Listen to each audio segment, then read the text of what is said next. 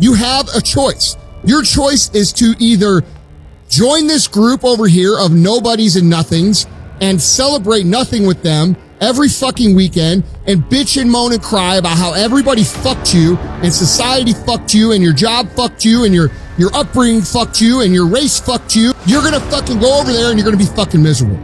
Or you can come over here and you can understand that the only thing noble about victimhood is overcoming it. We're all put here for a fucking reason. And it's not to go over here and beat on this drum about what should be and what's not fair. The world will never be fair. Someone will always have an easier path than you. Someone will always have a more difficult path than you. Regardless of how difficult you think your path is, there's lots of people out there who have had that same path and actually won huge with that path. You're just choosing not to. In life, most people will never get started because they're afraid of the what if. What if I fail? What happens if they make fun of me? What happens if they judge me? What happens if? When you fail, that's when you learn what you're made of. But when you succeed, you learn what you're capable of. And that's the what if that you should be chasing. And I think, unfortunately, in life, we're told to what if we lose? What if you win? What happens if you decide to make this decision, this one decision that could catapult your life into becoming what it's meant to be? What happens if you come out and you've learned to develop the discipline that it takes to be the best version of yourself? What happens if you succeed and you understand what you're capable of versus what you thought you were never capable of? What happens if you start to live the life that you want to live? The excuses are not valid. I came here to remind you that when people laugh at your visions and ideas, it's only because they don't have their own visions and ideas around what they're supposed to do with their life or their careers.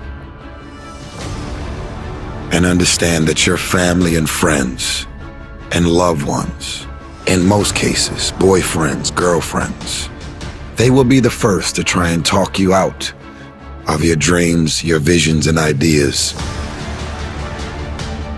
People that don't have their own visions, they become vision killers.